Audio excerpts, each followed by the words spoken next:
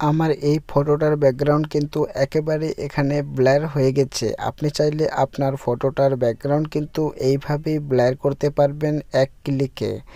আমি এই ফটোটার উপর একবার টাচ করছি আর এখান থেকে আমার এই ব্যাকগ্রাউন্ডটা কিন্তু এখানে রিমুভ হয়ে গেল, ব্লার ব্যাকগ্রাউন্ডটা রিমুভ হয়ে গেল। আমি যদি আবার এখান থেকে যদি এই আমার এটা যদি ছেড়ে দিই তাহলে এখান থেকে আবার দেখতে পেয়ে যাচ্ছেন যে এই ফটোটার ব্যাকগ্রাউন্ড কিন্তু এখানে আবার ব্লার হয়ে গেল।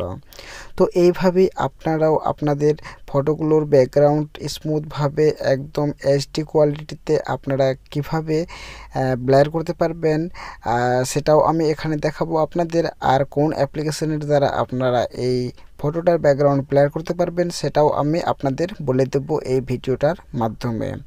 তো এই ভিডিওটার ডিস্টেন্স কিন্তু অনেকেই বুঝতেই পারছেন যে এই ভিডিওটার ডিউরেশন কিন্তু অনেকেই বুঝতে পারছেন যে 1 থেকে 1.5 মিনিট কিংবা 2 মিনিটের বেশি হবে না। এই 2 মিনিটের মধ্যে আপনারা কিন্তু এই যে কোনো ধরনের ফটোকে আপনারা যে কোনো ধরনের ফটোর ব্যাকগ্রাউন্ড কিন্তু আপনারা একদমই ব্লার করতে পারবেন এক ক্লিকের মাধ্যমে। তো সরাসরি আমরা চলে আসলাম আমার এই মোবাইলের একদম হোম স্ক্রিনে। এখানে এসে আমি আপনাকে যদি দেখাই, এখানে আপনাদের মোবাইলে সবারই মোবাইলে আপনারা ডাউনলোড করে দেবেন গুগল ফটোস যেই অ্যাপ্লিকেশানটা আছে সেই অ্যাপ্লিকেশানটা। থাকলে অসুবিধা নেই, আর না থাকলে পরে আপনারা প্লে স্টোরে গিয়ে ডাউনলোড করে নেবেন। ডাউনলোড করে নেওয়ার পর আপনাদের সামনে কিছু এমন ধরনের ইন্টারফেস চলে আসবে।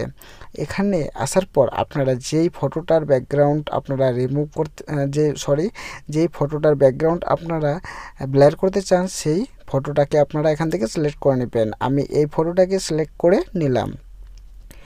এবার আপনাদের সামনে নিচের দিকে অনেকগুলো অপশান চলে আসবে। এখানে শেয়ার, এডিট, আরও 2টা অপশান চলে আসছে। এখানে সিম্পলি আপনাদের কি করতে হবে, এখানে সিম্পলি আপনাদের এডিট যেই অপশানটা আছে এই এডিট অপশানটার উপর আপনাকে সিম্পলি এখানে ক্লিক করতে হবে। ক্লিক করার সঙ্গে সঙ্গে এখানে আপনার সামনে কিছু এমন ধরনের ইন্টারফেস আবার শো করবে। এখানে সিম্পলি আপনারা বাম দিকে একটু স্ক্রল করে আপনারা এখানে চলে আসবেন টুলস যে অপশানটা আছে সেই অপশানটার উপর চলে আসলে আপনাদের এটাকে কিন্তু একবার প্রথমবারের মতো ডাউনলোড করতে হবে।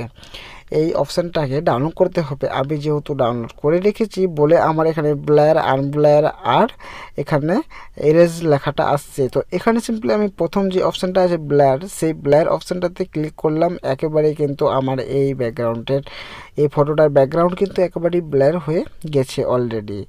এবার আমরা চাইলে এটাকে একটু বাড়া এবং কমাও করতে পারবো। নিচের দিকে আপনারা যেই স্কেলের কালারগুলোর মতো দেখতে পাচ্ছেন সেগুলোকে একটু স্লাইডিং করলেই আপনারা এখান থেকে বুঝতে পেরে যাবেন যে আপনারা কিভাবে এটাকে অ্যাডজাস্ট করতে চান।